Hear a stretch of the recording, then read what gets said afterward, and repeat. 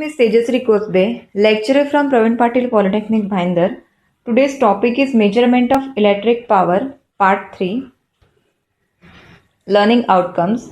At the end of the video, you will learn about low power factor meter, wattmeter. So what is low power factor meter, wattmeter? The instrument that measures the low value of power factor accurately is known as the low power factor wattmeter, that is LPFW. The low power factor meter is used for measuring the power of the highly inductive circuit.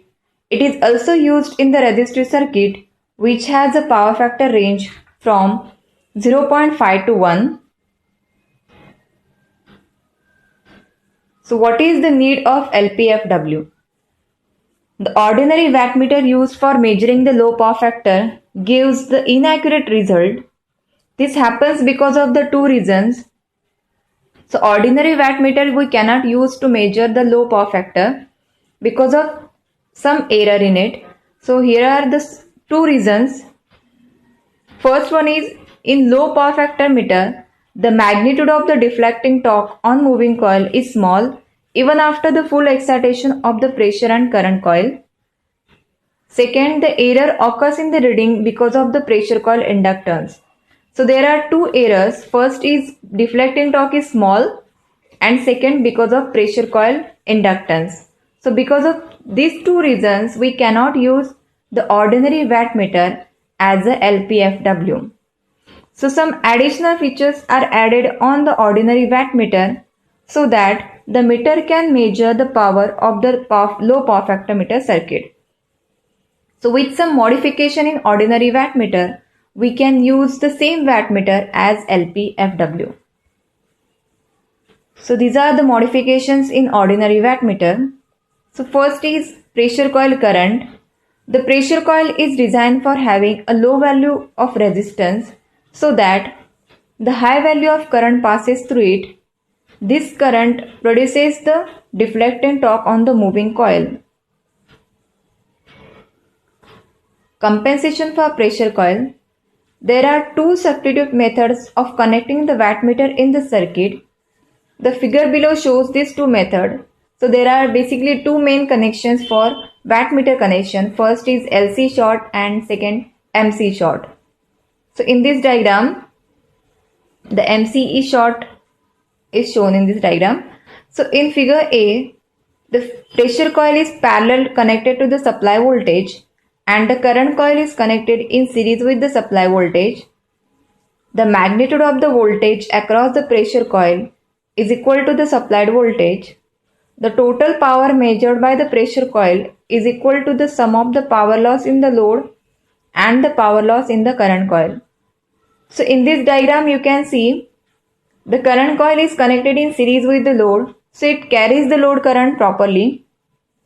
But the pressure coil is connected in parallel with the supply voltage and it may experience the voltage across the current coil and the voltage across the load. So it sends extra voltage which is across the current coil and it gives erroneous result. So the total power measured by the pressure coil is equal to the sum of power loss in the load and the power loss in the current coil. Second is LC short. So in these L and C terminals are shorted. So in figure B, the pressure coil is not connected in parallel with the load. Thereby the magnitude of the pressure coil voltage is not equal to the supplied voltage. The output power obtained from the circuit is equal to the sum of the load power loss and the power loss of the pressure coil. So in this you can see pressure coil is connected in parallel with the load. So it sends only the voltage across the load, but the current coil sends the extra current which flows through the pressure coil. So the current coil senses two currents. One is the pressure coil current and another is the load current. So it may cause some error in result. In low power circuit, the value of current is high and that of the power is low. The high value current causes the error in the wattmeter reading. For reducing the error, the compensation coil is used in the circuit. The compensating coil compensates the error in the circuit which induces because of low power factor. So in this, to reduce the error, the compensating coil is used. So in this diagram you can see there is a compensating coil which is shown in dotted in with the current coil. So compensating coil and pressure coil are connected in series with each other. The coil is coordinate with the current coil. The pressure coil current IP flows through it. The field indices in the compensating coil is because of the current IP. The field of the compensating coil and the current coil opposes each other, thus the error occurs in the pressure coil is neutralized. So to eliminate this error, the compensating coil is used which is connected in series with the pressure coil. So if they are connected in series, the current flows through them is also same.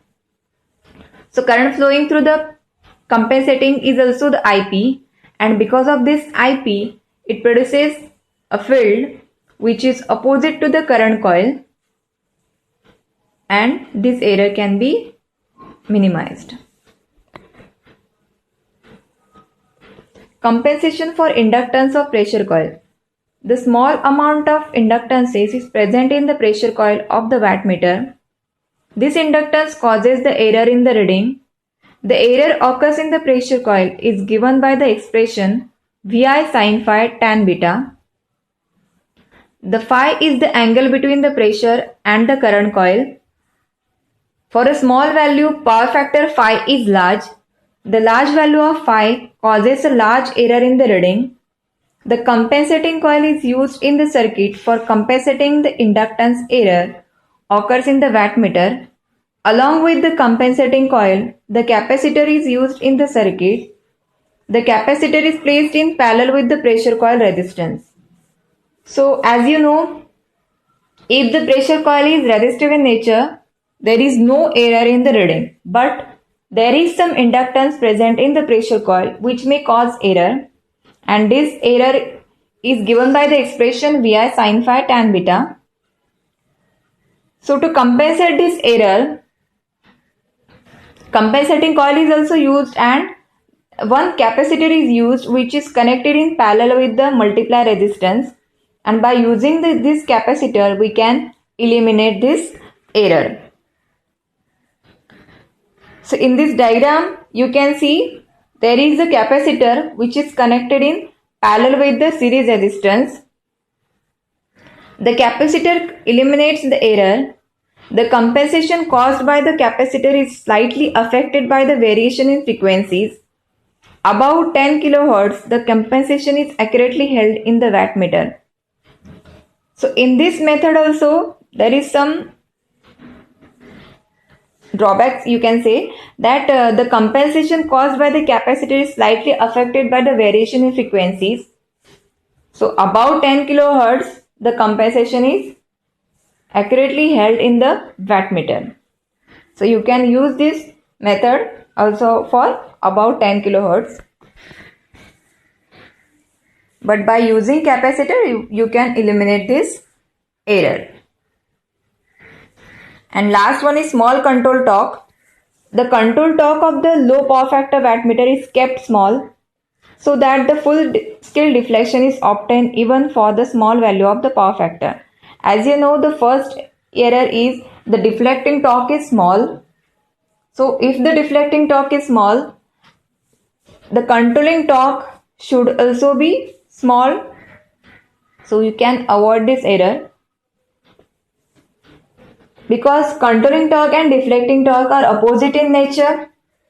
So if the deflecting torque is small and the controlling torque is large, then you cannot see any reading in the wattmeter. So to avoid this error, the control torque should also be small